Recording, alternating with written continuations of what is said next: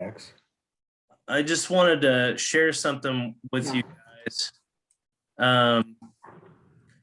So I know some of you may be on break, but this is kind of pre presentation. And, the first time that I heard about Fern Cave was when I was a tour guide at Blue Spring Caverns. And, I started there back in 93. I was 14. And, Jim Richards was not so much an avid caver at that point, but he was really big with a group called Geolucifagus, an Indiana group that was pretty hard charging back in the day. And they produced really amazing newsletters. And I'd recommend looking those up and checking them out when you can. But, those Geolucifagus newsletters were laying around. So I wanted to educate myself on not just caves in Indiana, but, trip reports from caves, around the country. And so the first time I read about Fern Cave was this issue in the summer of 1964, volume 1, number 9. And it goes into talking about Surprise Pit. And one of the individuals with us tonight, Tony Moore, was one of the participants on this trip in 1964, which included him and Dale Chase, Jim Richards, and some others. But I found it, just from their trip report, was just amazing, and what they were able to describe doing the pit, and especially in 1964 when vertical caving was still really virgin, and the resources they had with lights and whatnot, and they even lowered a gas lantern into the main pit just to try and light up the pit. And so it was really neat. And they did sketches of the Surprise Pit that, I think is really, really cool. And so I just wanted to kind of that out before we started the presentation, that the first opportunity that I had back in the early 90s to read about Fern Cave, and ever since then it kind of I wanted to go there. So just wanted to share that, and then I'll kick it back to Greg and Val to get their presentation going. If I can say a word? That was the most amazing trip, and we call it Geolucifagus. And that drawing that you have put up there was done by Steve Brandeline, who we caved with a lot in those days. He wasn't on that particular trip though, but that was pretty backward. We lowered a gas lantern down with a 500-foot parachute cord, and as it got close to the bottom, we thought we saw a bunch of little pebbles or rocks. Turned out they were huge boulders. We also lowered down a homemade telephone, and without that, we couldn't have heard a thing because of the waterfall. And a couple of us had Jumars, and the rest of us had knots, and it was pretty basic, but we got away with it. Thank you. That's awesome, Tony. Thanks for sharing that, Tony. Yeah. Yeah, and if any of you want a copy of this, I'd be more than happy to share it. Just message me. I'm not totally sure how to unshare this screen. I don't know if you can do it on your end. Just share screen. We'll do it. We'll share. Okay. Yeah, that's definitely worth reading. That was written by Jim Richards primarily. We all kicked in. I think it was Dale and Danny Chase and Bob Hosley and Jim Richards. Mm-hmm. Oh. All right, she's got her thing up there now.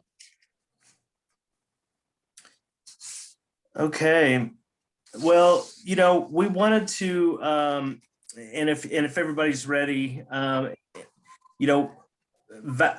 has spent a good part of this week putting this presentation together and has done a great job. And, her and Greg wanted me to kind of start off just a brief description or summary. So I'll try and make it brief and then turn it over to them to start going into the slides. But just in context, I wanted to give everybody a an idea of how significant this cave is. And, I'll just read just a little bit here. Fern Cave National Wildlife Refuge, established in 1981, is a 199-acre national wildlife refuge located in northeastern Alabama. It's near Paint Rock, Alabama, in Jackson County. And there's 5 entrances to the cave, 4 of them being within the Fern Cave National Wildlife Refuge. And the 5th entrance is owned by the Southeastern Cave Conservancy, the SCCI, which is a group similar to like the IKC here in Indiana. And the entrance that they own is known as the Fern Sink or the Surprise Pit entrance. And the preserve that the SCCI owns is called the Cahill Dean Fern Cave Preserve. It's currently, the cave is closed to the public. It is one of the most significant and fascinating caves in the U.S. The preserve adjoins the federally owned National Wildlife Refuge. One section of the cave has the largest graybat hibernaculum in the country. Visiting this preserve requires navigating 3 miles of rough, unpaved road and a strenuous hike to each of the entrances. Caving via the Surprise Pit entrance consists of minimal horizontal stream passage, followed by a 400-foot deep pit. Advanced vertical equipment and skills are required to safely descend and ascend the pit. Most of the Fern Cave NWR is on the western side of what's called Knapp Mountain. And again, this is in the Scottsboro, Huntsville, Alabama area. It's named after, Fern Cave is named after the fern, basically because there's an abundance of American hart's tongue ferns found in and near the cave. And it's considered federally endangered. The fern population in the cave has been drastically reduced due to the actions of illegal plant collectors. And the cave itself is described as a vertical and horizontal maze. There are 18 different levels connected by canyons and pits. The cave is approximately 16 miles long, and the system is 450 feet deep approximately. And it's pretty inaccessible. So it's a vast, extensive system. And I also wanted to plug this book that was, if you can see it here, maybe. Go back. Yeah, if you go back, this Fern Cave, the Discovery, Exploration, History of Alabama's Greatest Cave by Jennifer Pinkley is probably one of the best cave publications that I've had the privilege to read. And I've reached out to her and thanked her for, what the efforts she put into to writing this book. And just real quick, I'll read a little summary on the back here. Fern Cave wants to keep its secrets. It features over 15 miles of passage, a 437-foot deep pit, 18 distinct levels. Fern Cave is a complex 3-dimensional maze of deep pits, sinuous interwoven canyons, massive rooms, and stream passages that wind their way through the heart of Knapp Mountain in northern Alabama. Hidden deep within the cave are unique cave formations and archaeological and paleological mysteries. Cave explorers from Huntsville, Alabama discovered Fern Cave in 1961. Several years later, Huntsville cavers found 2 more caves near Fern, the Moord Cave and the New Fern Cave, setting off a flurry of exploration to connect all 3 caves together into one cave system. Cavers did finally connect all 3 caves, and along the way discovered much more cave than they ever could imagine. So, I mean, that alone is a great intro into what is a great book that I'd recommend you getting, and I think you can get this at the NSS bookstore. So thanks for giving me just a few minutes to kind of summarize or give a brief description of the cave. And I think the presentation that Val and Greg have put together will kind of, explain the rest. Well, thank you, Joe. I'm hoping that everybody that was on these couple trips that we've had in there can speak up whenever they feel necessary, because this was a group effort.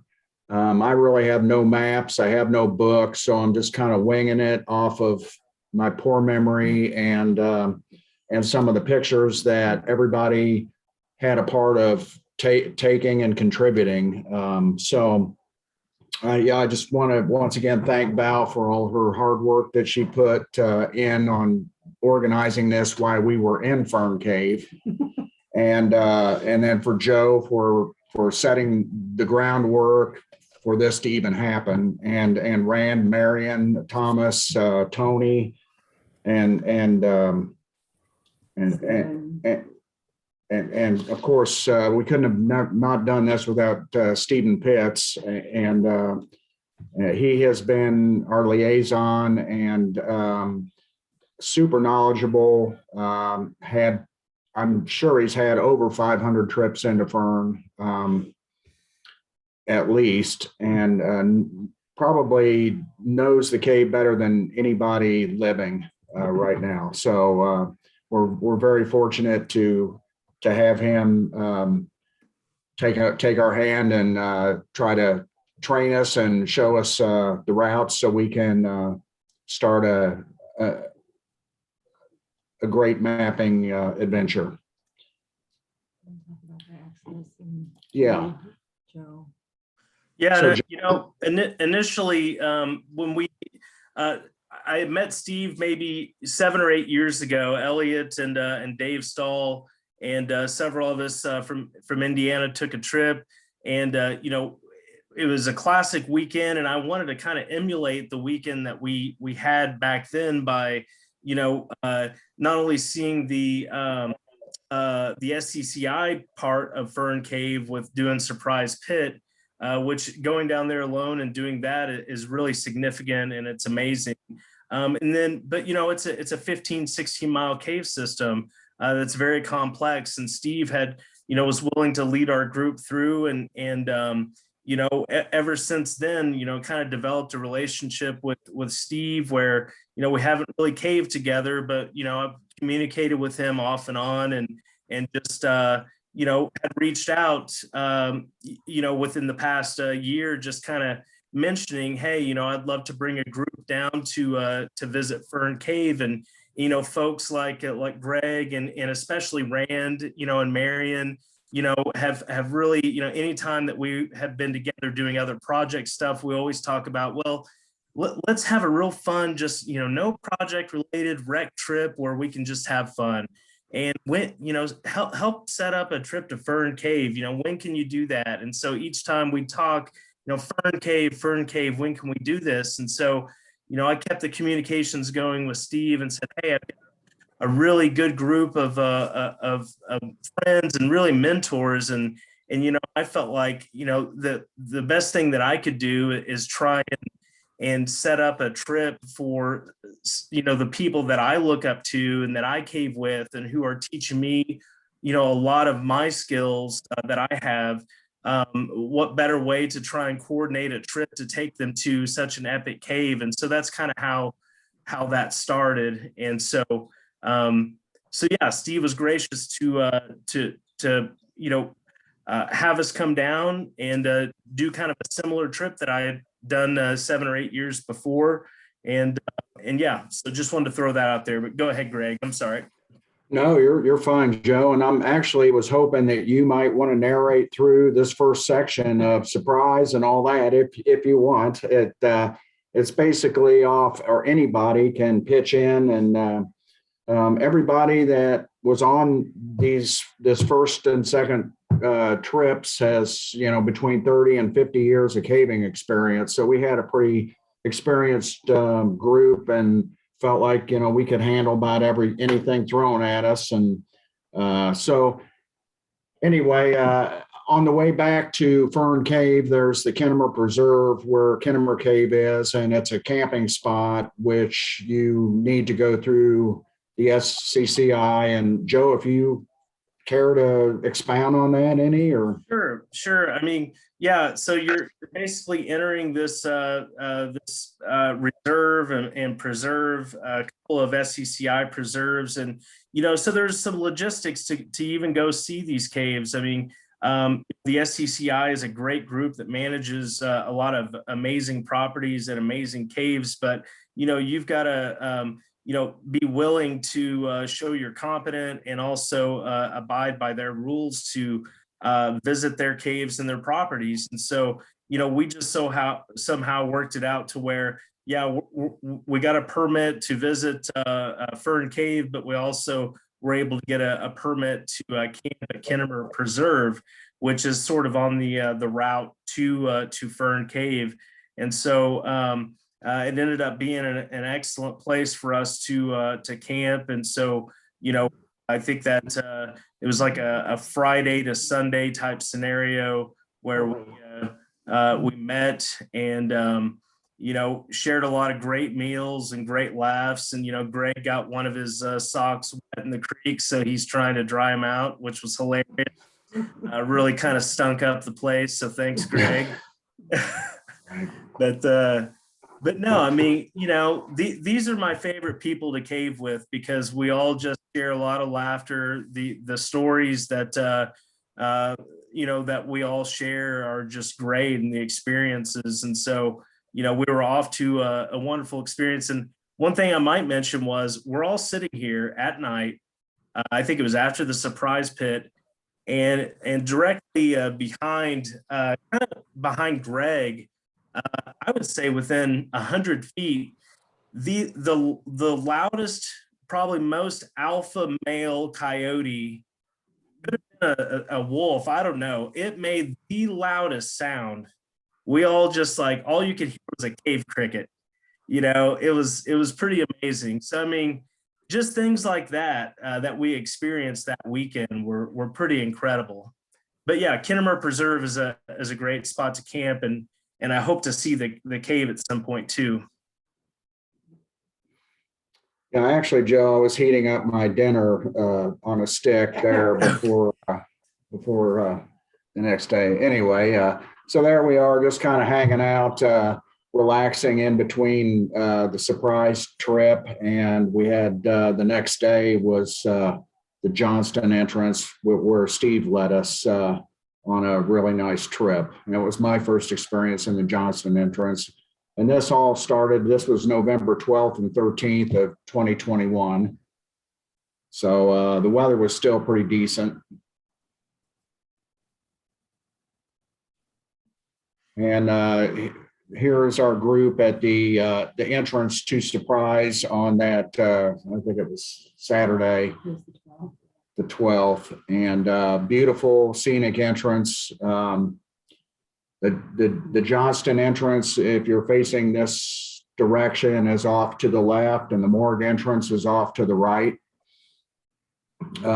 Just a fabulous area.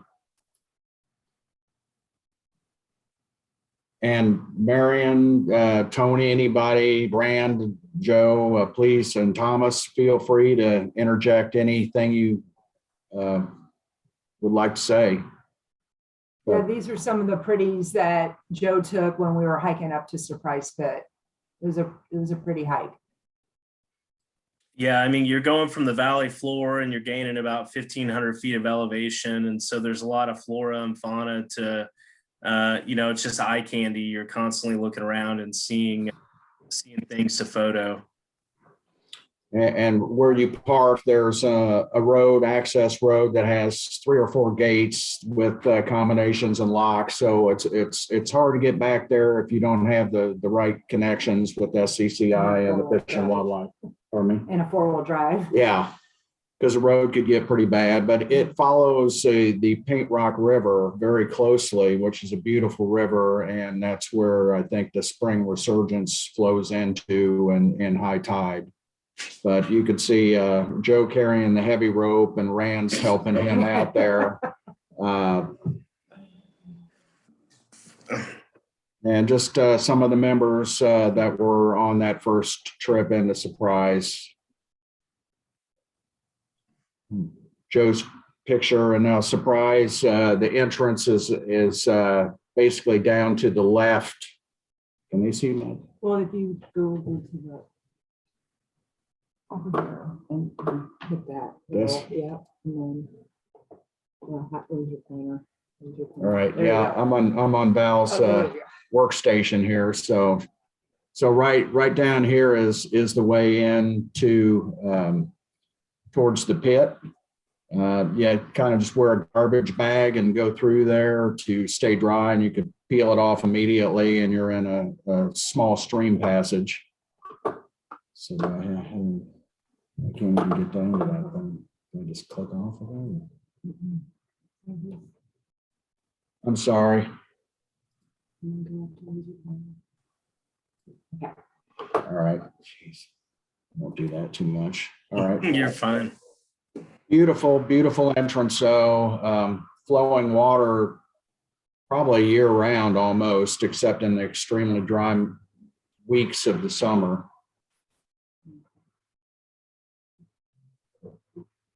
Oh, cool. So the video starts. Yes.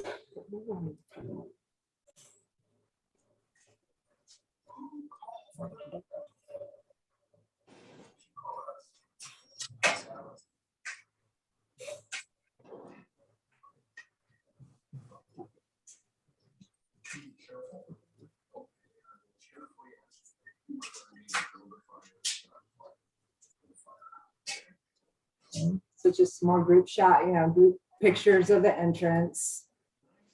And then this is some of the cave life that we saw, either within the cave or outside of the cave. So yeah, pretty much it's a short meandering stream passage before you get to I think there's a climb down, and then there's a ledge that you traverse, a crawl ledge that you clip in, but it's maybe about 3 feet wide. It was dug out, I believe. And on the right side, as you're crawling in, is the 400-foot void below. So it's a little intimidating, but it's pretty wide, it's pretty stable, and you're clipped in. So, but None of us got pictures of that, unfortunately. I guess I we're know. We kept talking about, not worried about taking pictures, unfortunately. We didn't do it. yeah. so, and then once you get through that, then there's a nice little room there that you can hang out in, where all the clay figures are, and we have some of that coming up. And then Tony is the rigger, and so he started rigging on some new bolts that were reinstalled, the old bolts removed and new bolts put in and torqued from Jesse. Yeah, Jesse Hauser put in the new bolts, and really did a great job and supported Steve with that effort, because it was I'm guessing it was needed, and so he was real proficient at doing that. And like Greg and Val were mentioning, you kind of follow this meandering stream from that waterfall, maybe 1,000 feet, maybe not, and then you can hear the whole way, like, where, oh, the water's sinking somewhere, and it's sinking into a pretty deep pit, and then you kind of come upon it, well, like that Geolucifagus, or however you pronounce it, sorry Tony, newsletter, they rigged from pretty much right where the water goes down there. And so I think later on, and Road and some of the other explorers worked their way around the ledges, they found this natural bridge. So where Tony is sitting right here, this is actually a bridge of breakdown rocks that spans, from one wall to the other. And you go maybe 40 feet below him, and it's just midair, and so when you rappel down, you're able to look up at this great big bridge of breakdown rocks that have fallen and just wedged right there. And so that's what you're standing on to rig to, and kind of the waiting area.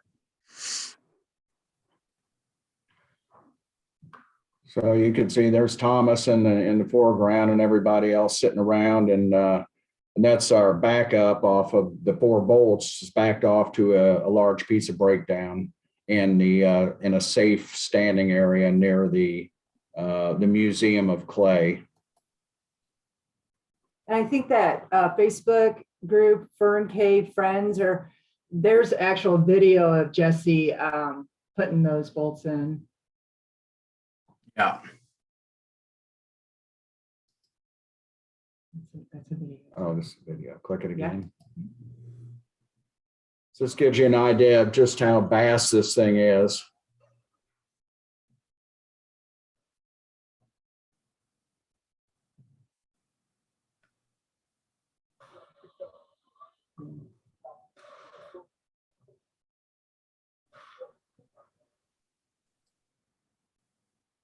All right, yeah, Val and I, before we went down, and Joe, everybody's pumped and happy, and So this starts the cave part.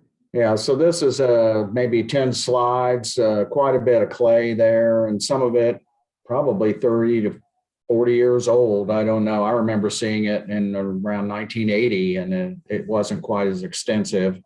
But there's a picture of Marion looking at some of it. So the colors are just a tad off, but I think the mud was a little more orange or yellowish, but it just fantastic. All these, you could spend hours and hours looking at all these from Some hands.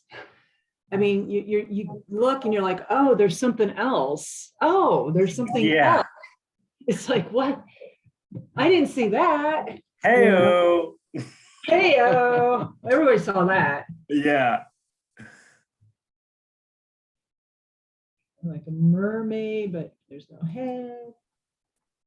and some of them have been smoked with carbide to give them the darker appearance there. But yeah, it's pretty interesting, and people killing time waiting to go down the pit or waiting for others. So I guess you could call it vandalism, but it's in one little I area. think it's art. It's art. It could be smoothed over.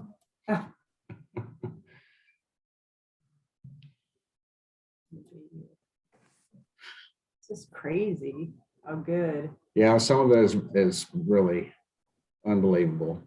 Even the little man in there, they have a repeller. I don't know. I think we got a picture of that somewhere. We already passed it. Okay, yeah. Gosh, doggy. A hamburger. Nice big burger. I think that's the opposite of vandalism. Yeah.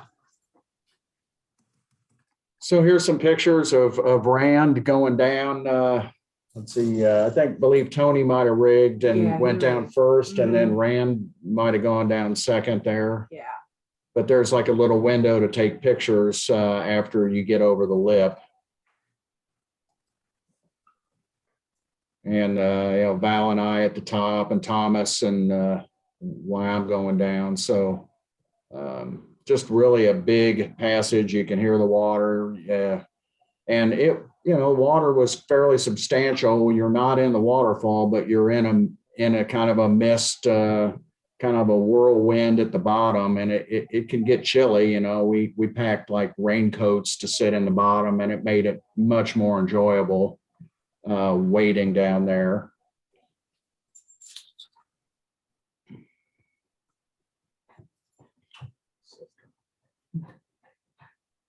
Thomas getting ready to go down. You can see the wonderful rig point, pretty bomb-proof, along with the backup. I think we were one of the first to be able to try out Jesse's Right. new bolts, and they were great.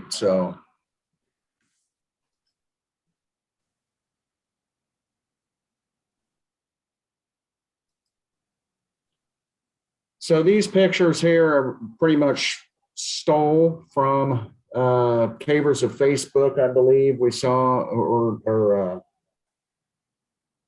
Yeah, didn't you fall from the Facebook page? yeah, they were from Facebook, but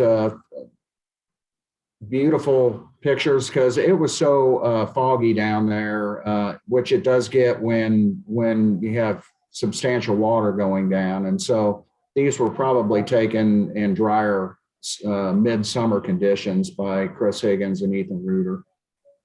But really great just gives you an idea of how immense it is. You can't really appreciate it off any pictures, really. No. Nope. So yeah, at the bottom, everybody's just kind of hunkered down, waiting for the rest to come on down. And then Marion and Rand, they had a little stove and heated up some tea, and they were kind of sharing cheer down there and getting warmed up. But It's Tony going up Tony going up and and then at the lip, yeah. yeah, at the lip. And then Greg and I did it tandem. So that kind of helped a little bit with the wait time, which I had never done that before. So that was an experience. So I don't think anyone else climbed tandem, but yeah, No, it it's just just kind of a- saves some time. Yeah. And for people that aren't familiar, one person is on the rope ahead of the other. The lead person climbs maybe 15, 20 strokes, stops, then the person below them climbs up to them. And then you just kind of back and forth like that and rest while the other person's climbing. But it's kind of unnerving because you're kind of bouncing around on the rope, and you can feel the rope kind of get skinnier in your hands as it stretches. You know, it's a little intimidating, but you get used to it pretty quick. Plus Greg's 15 strokes are my like 25. So, it took me. Rand might know that too. It's a little bit more for me to get to him. So I think we tandem out Ellison. One thing I remember about climbing out of there, that was the deepest pit I'd ever done. And it seemed like I climbed for 5 or 10 minutes and I couldn't get off the ground. It was Yeah. that old gold line. And it had quite a bit, Oh, finally got off the ground. you guys are badass. Like you're the the ultimate No doubt. badasses. Climbing out of that on knots is just crazy. So I'm not sure, but I think this is a 404. Is that right, Joe? Or is this Yeah. 437 is a different rig. Yeah, so you can rig on the opposite side of that bridge, and it's basically like where you're landing at the bottom of this 404 where Rand is, further down the breakdown pile is basically where the other rig lands. So it adds another 30 feet or so. Oh, I see. Okay.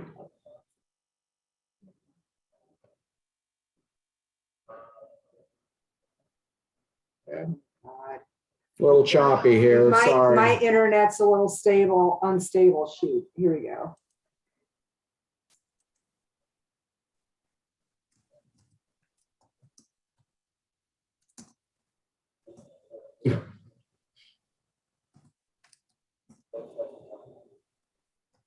Tony and Joe discussing politics.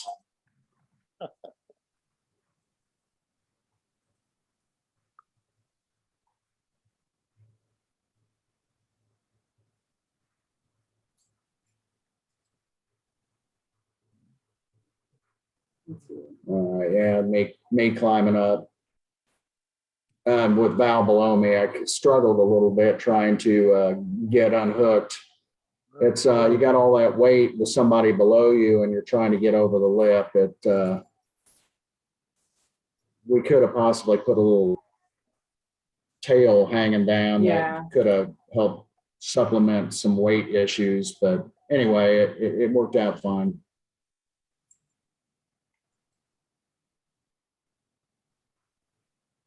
Some more shots of the area.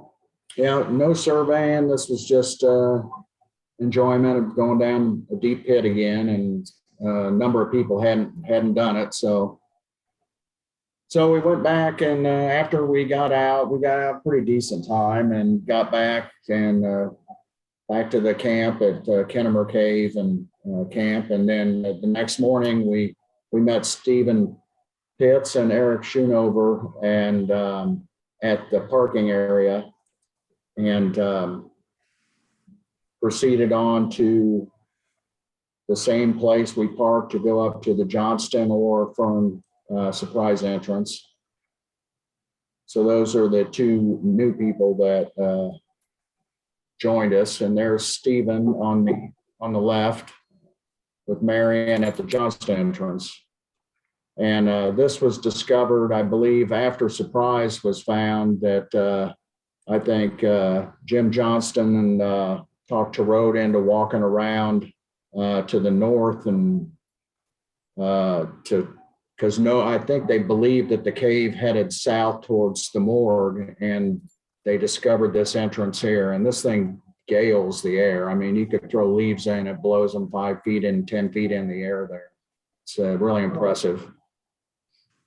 But just a short climb down and you're into a little room immediately. Not necessarily this room, but so this trip here is a little sketchy to me. I know, and maybe one of you other can expound on it, but we basically went to a 30-foot pit that is called the Blowing Hole pit, and it is a large, could be a 4-mile loop in there, but we did not do that. But we toured some of the cave with Steve, and this is at the top of that 30-foot drop. We're getting our gear rigged in. It's the only, and you leave your gear down there, and there's plenty to explore. I don't know if anybody has any more information on what we saw. But there's somebody rappelling, and after we're down in there. It was just a very pleasant. The Johnson entrance, it's very warm. I mean, you could almost wear shorts and a short sleeve shirt in there. I mean, it's just really delightful. Yeah, that was the first time I caved in a warm cave like that. It was pretty awesome. And my gear was kind of clean, you know. Yeah. It was so nice. I didn't have to clean anything. I still have my lights taped on my helmet. Yeah, you just bring in plenty of water because you do sweat it out in there, but it's really great. So here's just that 30-foot pit.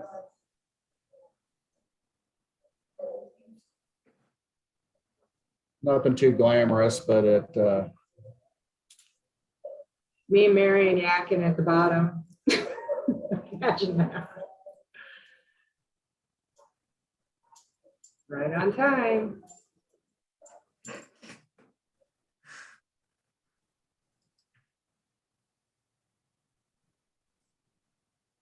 so there's some everybody was getting to know each other, and there's Steve on the left getting one of the pretty areas, getting ready to do a small squeeze. If you could see the foot there. It's the same area, I think, off to the right is where we squeeze through a small section where Thomas is looking. There's the foot. The foot right there. He's looking at the foot. So, but there's some beautiful helictites, and this isn't the premier helictite area in the cave, but there's some really nice stuff everywhere.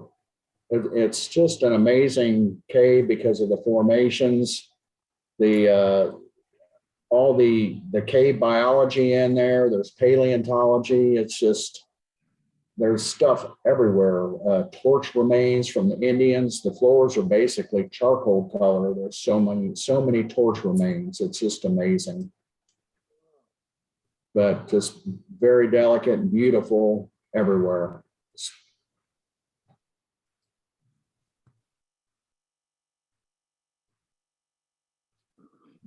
Eric. Yeah, Eric Schoonover. That's Tony there crawling through. So I'm not really too great on. But we were just kind of, Steve was leading us on this trip, and we were totally enjoying it, taking in how comfortable it is.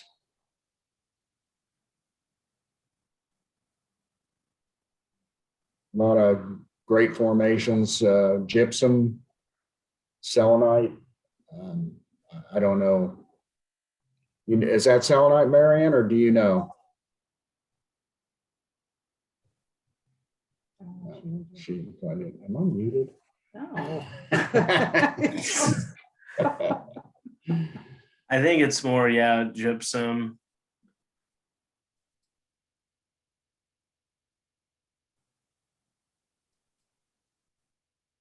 There's a picture of Eric, and we're just kind of sitting around enjoying the formations.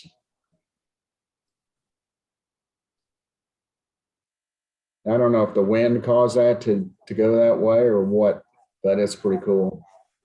The old coat hook. Mhm.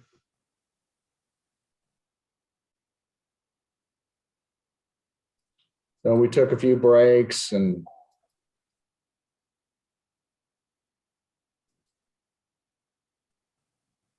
a lot of climbing, a lot of canyoneering, traversing, a little bit of everything, but not much mud, Yeah. not much water in this section.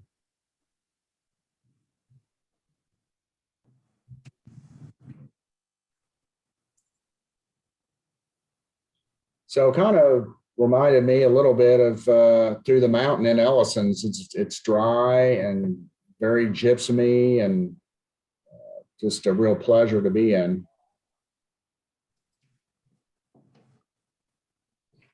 It's a great picture of Steve and Eric and Rand.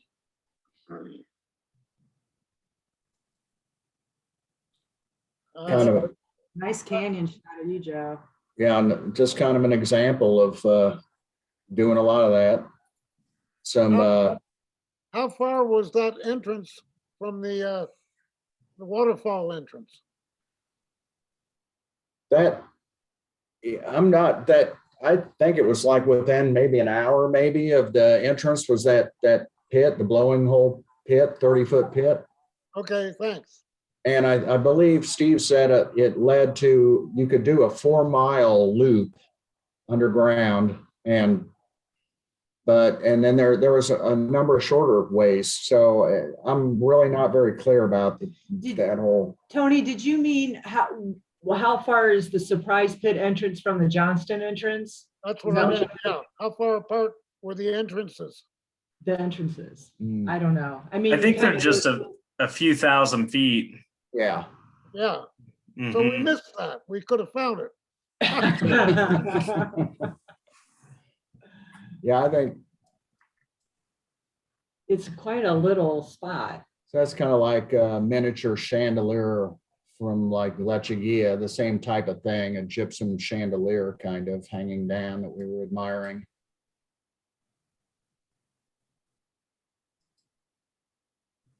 It's a nice photo of Tony at the bottom of that pit.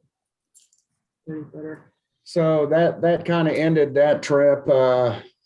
And then the next trip was already in the plans. So it was decided that we would try to go back at the end of January. So we chose the 28th to go in on one day on a Friday, and then would recuperate on Saturday and then go in again on Sunday, the 28th of January. So that was just last weekend.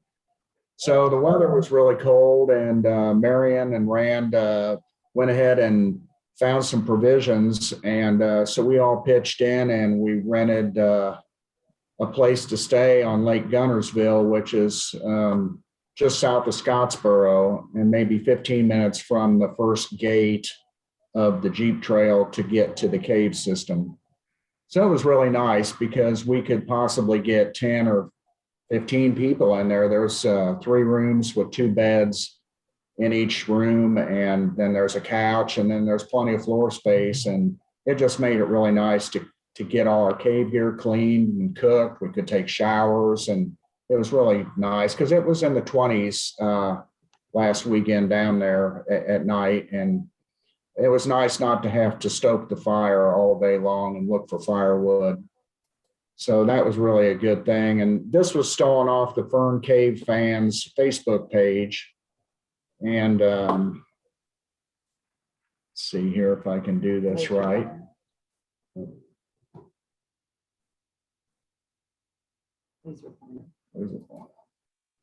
So here is the Johnston entrance. I'm going to try to do this right. So on this first day that we had talked with Steve and decided there were some things that he thought would be good for us to start learning around in the cave, and we were going to take this west passage, and then there was maybe an hour in, there was a couple different pit complexes that we wanted to do some loop closures in. So we ended up surveying those.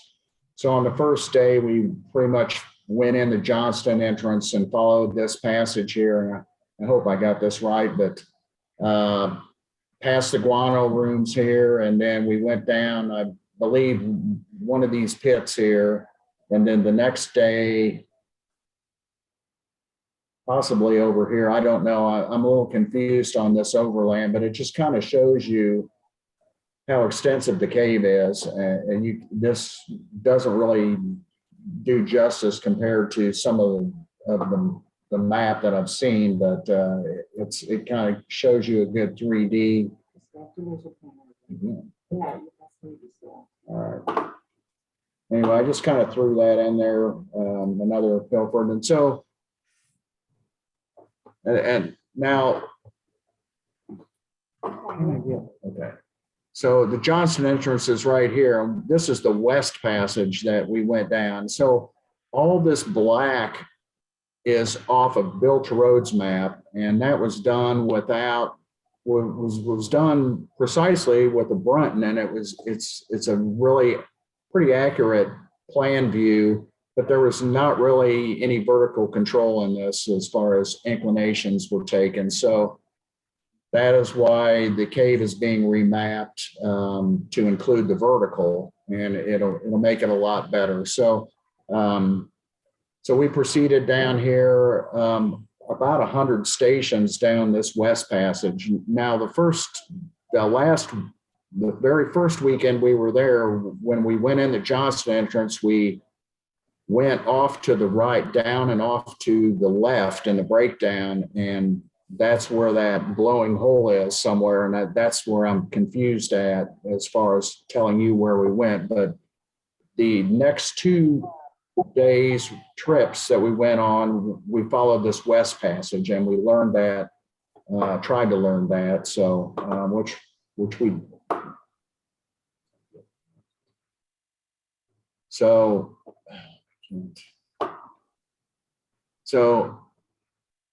they can't see my. I don't know, can you guys see his mouse? Can you see this here as my the cursor? Yeah. Oh, okay. Yeah. Yeah. So we followed this west passage all the way down here. It just keeps going. Hey, Greg. Yes. We Okay. didn't really touch base on why we went back the second time. And that's because there hadn't been any survey done in the cave since 2008. And we talked to Steve, and we decided to help out with the survey of the cave. And that was the basis of our second trip. So Right. Okay. we were helping them start the survey project back up. So, and that was kind of the point of trip number 2, to get acquainted with the cave so we could start doing more. Okay. Very good. Yes, that's.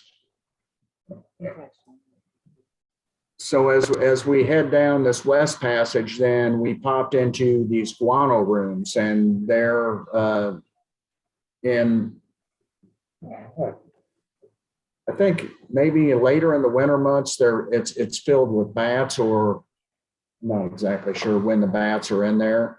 They kind of alternate between the morgue, where there's 500,000 or 1 million bat gray, and these are the endangered gray bats. That's the largest hibernaculum in the world, from what I understand. But anyway, there was a lot of bat guano through here, and this was really an interesting area that we went through on our way, continuing through the west room, the west passage. And so once again, through this west passage, continue on here. Now, this other survey here is what's been resurveyed, and I think it pretty much lines up with what Bill has. There's some things that are off that would realign everything. So our first day we went went towards the Bone Dome and basically went down this passage and dropped down a pit, which was about 100-foot drop or so, and then we went down this passage right here, which is this, and started our survey here. And let's see, I think that was at PA 88, and we went down that pit and went surveyed about 20 stations in the MH survey from MH 16 on to around 36 or something. I'm not sure exactly. Let's see,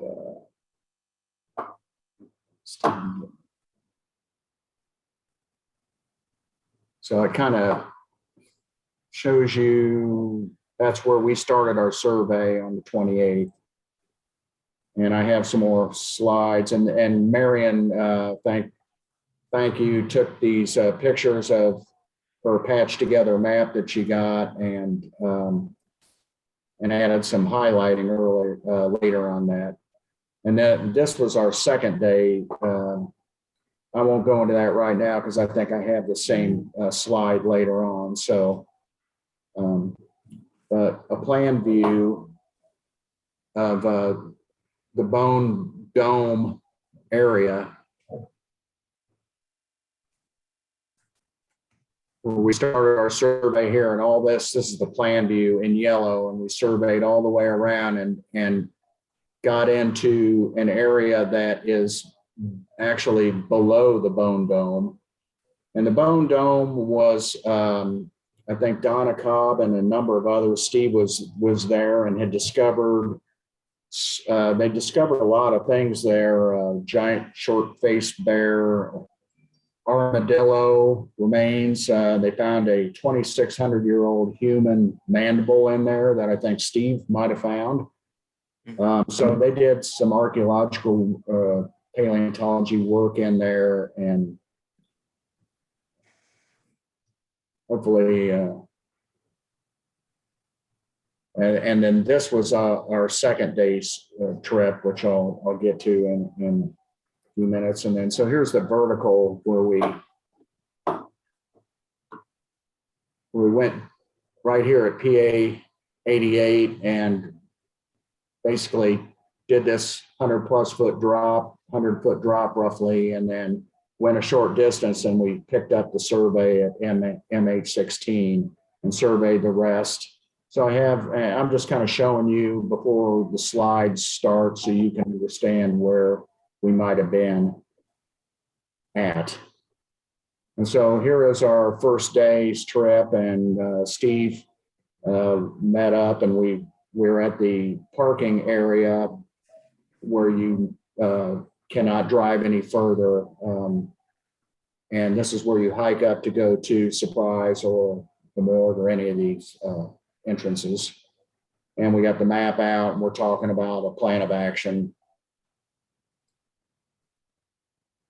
And here's Marion at the Johnston entrance again. You can kind of see her glasses are fogged up because it was fairly chilly that morning, but it's blowing out a ton of warm air. So, and in the cave there. So we proceeded on and proceeded on in the West Passage, like I said, approximately 80 stations maybe to where where the guano rooms were that I had showed you earlier. And so this is a large pile of guano that, and this whole area is filled with bats at a certain time of the year. And they had done a core sample in here where they took a 4 or 5 foot long tube that had a closing end and were able to take a sample of that, pull that out. And I think they dated the lower level of the guano to over 6,000 years old. So that was pretty interesting. And all through we stopped also at this point here, and we're looking at this approximate 100-foot pit through the breakdown for future reference. as Steve was kind of helping us learn the route and what we would expect to see on the way. So we stopped here for probably 10 minutes and discussed the passage and what was going on here.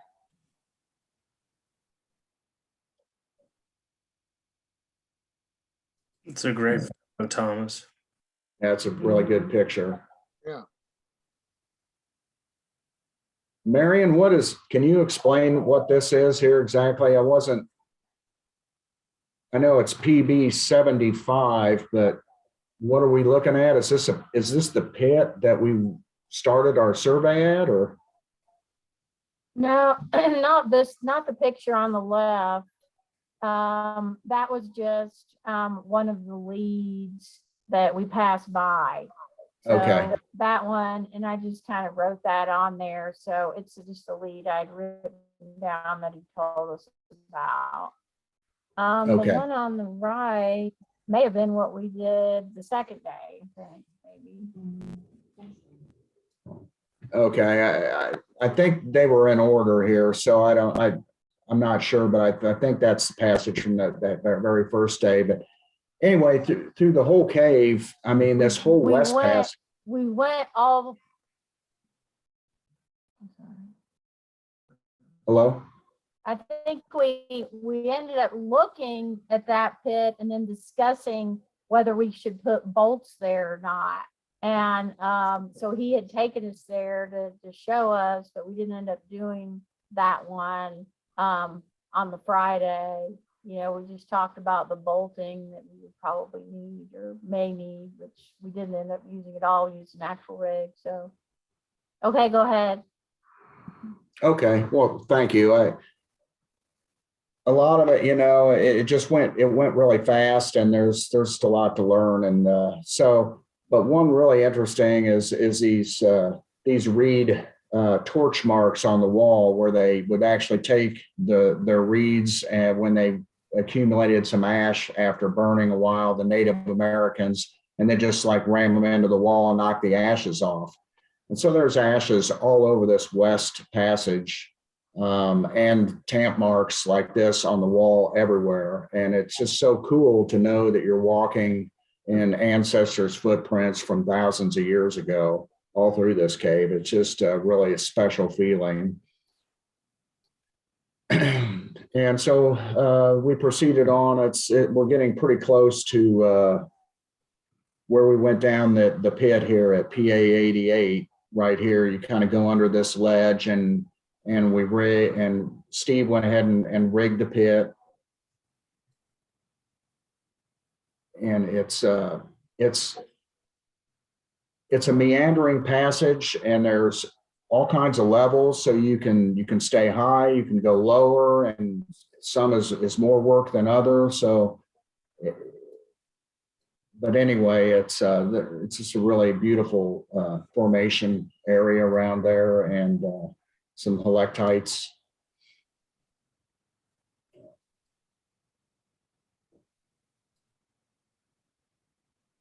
And basically we rigged around a flow stone, and you follow that flow stone all the way down. Pretty much, it's into the bottom where we traversed a short ways before we started our survey.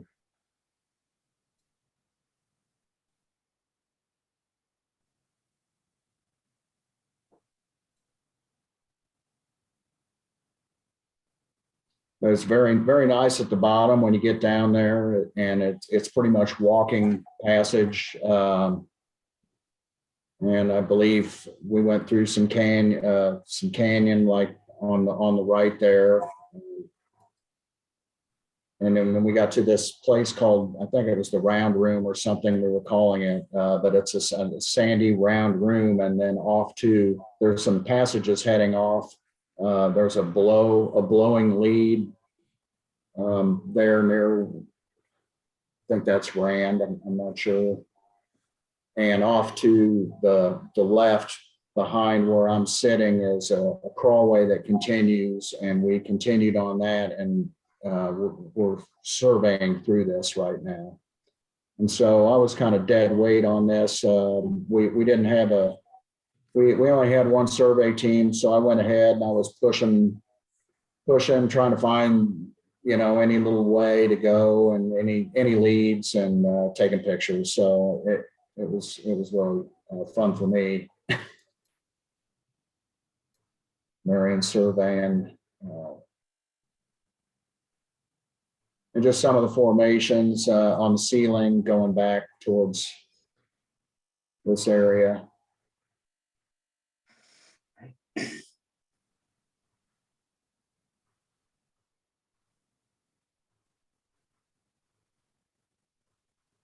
And so this area that you kind of see right here, there's a couple ways in. You can go to the left over here, you can go this through here and get into below where the bone dome is. And there was more surveying down there to be done. There's a kind of a view of some of the reed charcoal fragments from their torches on the floor. But I mean, this is some of it is just gray. The whole floor is gray, but there's Thomas coming back out of that bone dome area. And we pretty much finished our survey right here. I think that this passage, is it right? That goes to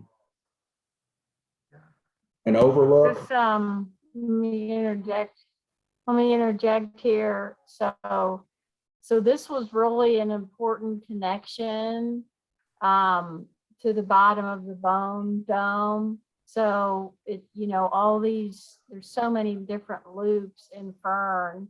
So Steve was pretty glad that we were able to tie in to a known survey station here and tie into this important area. I love that photo. That was a great photo, you guys. Yeah. Thanks. So I think behind where they're Beautiful. sitting is pretty much right here where Steve is and Rand and this BDA 9 here, which I think is maybe WBDA 9, but it continues on behind him for quite a ways and makes some connections. And I think there's an overlook into a room that we could have seen if we had more time that day, but we were kind of running out of time. So we got back pretty decent time, maybe, not too late, and then slept in and relaxed the next day and just got our stuff cleaned up and got ready for Sunday's trip. And then on the hike up, we met Steve again, who drove in from the Huntsville Ardmore area and met us again. And we went up to Surprise Pit entrance and got a group photo up there before we walked over to the Johnston entrance. And so there's the Surprise entrance again. So once we went back into the Johnston entrance, the same thing again. We basically took the exact same route that we had taken the day before, but with Marion, I think, was leading to see how well we learned the route on the way out.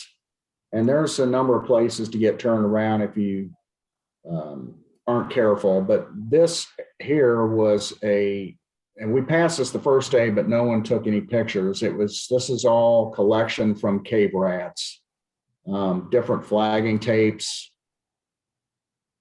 And this is just the tip of the iceberg. Just a little bit before you get to this point, you can actually look down in the breakdown, and I swear there's a 20-foot by 10-foot rat nest. It's amazing. And I really wish I would have got a picture of it, but some of the stuff in here is an old comb. There's nuts and sticks and flagging and things that the cave rats like to collect.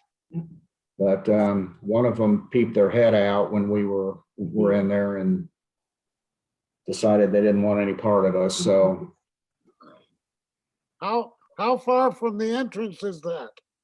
Not very far, I'd say within 3 or 4 minutes. Oh,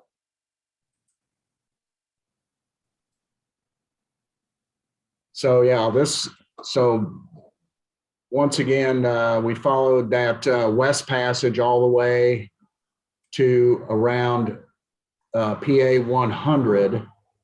And the plan was to go in this area here, and this is where some of the heavy reed tamping on the wall was and charcoal. You could see where this had been dug out a little bit, but it looks like the Native Americans were looking in there. You could feel the air coming out because from my understanding, this passage, once you go down this pit and these other pits here, this ends up connecting into the morgue area, which is a cold air trap. And so you could feel the air. It was quite a bit chillier than the rest of the cave that we were in earlier. So that's where we started our survey, was right here this is on the second day on Sunday, and mapped this pit, went down, and then this was right at this point here was like a kind of an undercut, kind of a footless climb down, a little challenging to get out of. And then this was kind of tight, gnarly canyon that dropped out into this pit. And the farther you would get out, it got deeper and deeper.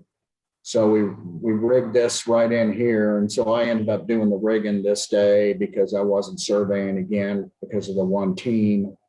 And so we went down here, and then you're on a ledge over this 85-foot pit, which is really nice and massive. So that was the plan, was to get down and map this whole section here and set a permanent station at the bottom. So on future trips, wouldn't necessarily have to go this way. We could go in from 2 other directions and tie into that. So I got a question. yes, sir. Do you know why the Native Americans went back in that cave? Well, I mean, we theorized that maybe they were eating bats, but I really think that it was maybe to collect some of the minerals in there. I don't know. I would think there'd be plenty of flint or chert outside, but not necessarily like gypsum and selenite. Maybe they used that, collected that. I see. So nobody's really sure. Nobody knows for sure. No one, yeah. And yeah, maybe they were just explorers like us. Yeah. You need to see. So this was our first day's survey on the plan, and then this was the second day when we were at the top at PA 90 or 100, and then we went down the pit, and then this is a new passage that hadn't been mapped that Rand went up into that and Steve looked at, and then we surveyed this section all the way down to here, and this is at the bottom of the pit, the 85-foot drop, I believe. I have to apologize, I'm not very polished here. So, but here's the vertical profile of that same thing, where we were in the West Passage up here, and that first day went down that pit and surveyed this. And then the second day we continued a little farther, because there's pits all over this thing. It's basically, this canyon could be considered just one big pit. I mean, it's just everywhere. Like they say, 18 levels or more. It's just a vertical maze. So yeah, here's that 97-foot pit. And then this passage, which looks like it's probably heading towards me. Why you can't see it, but it's 15 stations or so, go down the 40-foot pit, down to the 85-foot pit, and then they set the permanent station down there, and then looked around a little bit.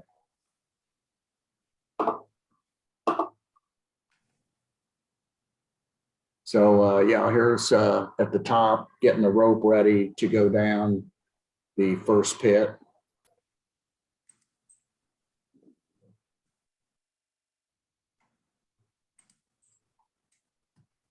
Thomas, he's getting the rope pads in order and everything after the rope was rigged. And so that's the 90-some foot pit there as you're looking up from the bottom.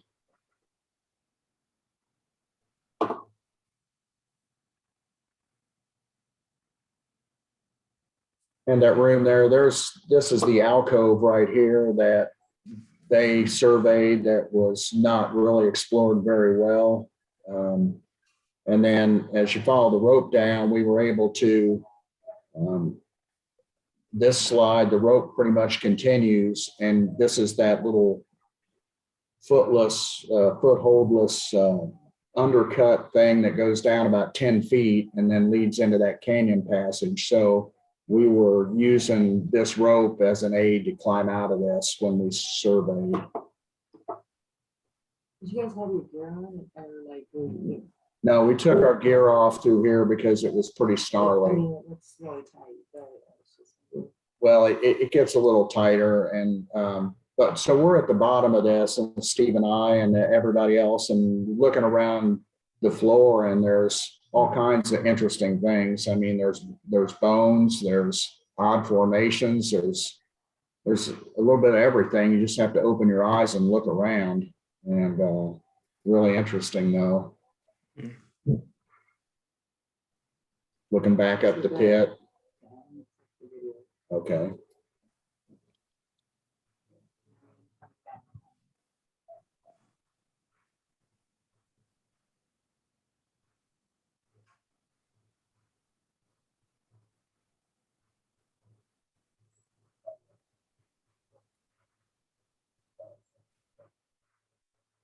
Can you guys hear the video? Can you hear the talking? No, not really. Okay. That's a No. great video.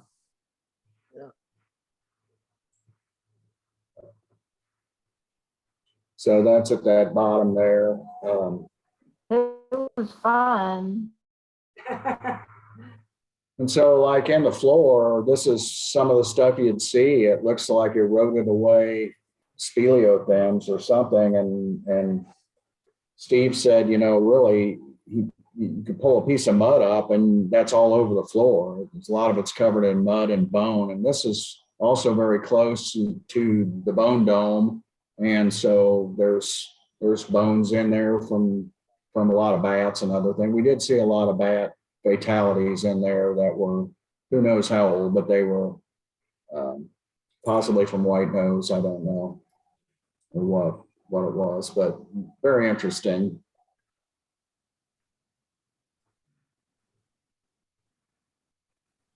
So unfortunately, in that canyon, the second drop, that's about a 40-foot canyon drop that's rigged, didn't take any pictures in there. It was pretty snarly and those guys were surveying and I didn't even think about it and I could not find any pictures, but this is that 40-foot drop that leads to this little alcove and it's a ledge that's about 20 feet wide. And so we all rappelled down that.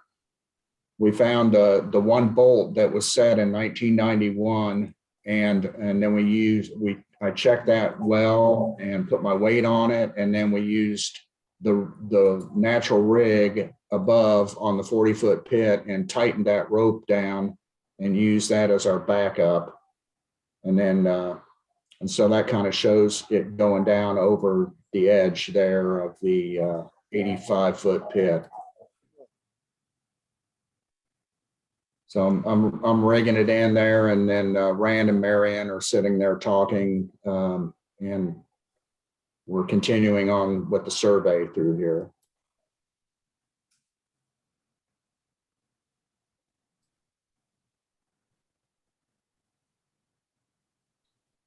So, and we use Disto X's, and that made everything a lot easier for surveying.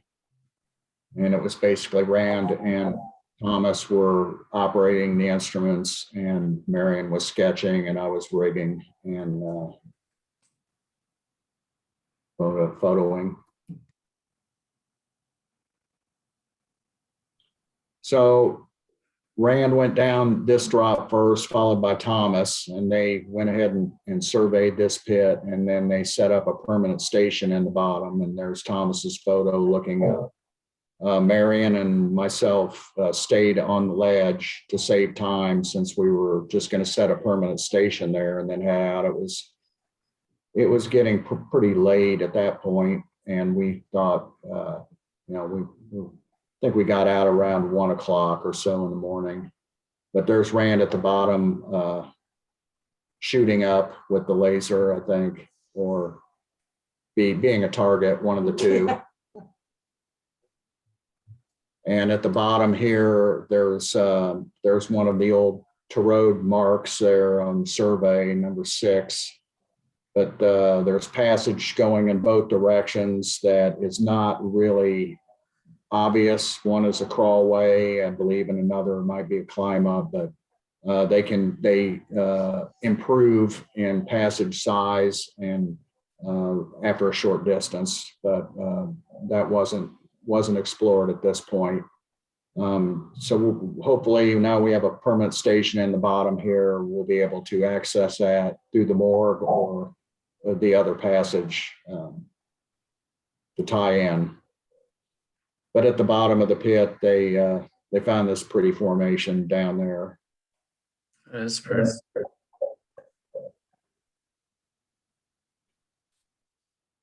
And so that's pretty much about it. I thank Marion and Thomas and Joe for all the pictures and thanks once again to Steve for teaching us, helping us learn this cave. We had a little fun on our way out trying to find the route, but we got off a couple times, but we pretty much found the route and had no problem. Got out, and it was probably 12 or 1 or something like that, and I was pretty sore actually. I had tether and rope up through that tight stuff and my pack, and I struggled a little bit through some of the tight stuff. So I'm feeling it still today. I don't know if anyone else is, but that's pretty much it. But I just wanted to thank Steve. We were all pretty sore.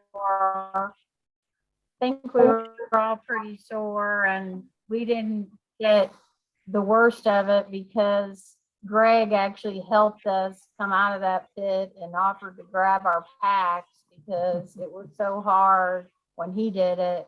So we kind of had the easy way up that really tight pit. So thank you, Greg, and this awesome presentation. And thanks everybody for joining and surveying and, being so excited about this new project. We're really psyched. Well, yeah, thank you to everybody. And I expect that we'll have a number more presentations that we can give in the future. And hopefully it'll be a little more professional than this, but yeah, there's a great upend on this, and we're hoping to go every couple months. I don't know if anybody wants to talk about that or anyway, that's all I have to say. We'd Thanks a like lot, to thank guys. Steve especially for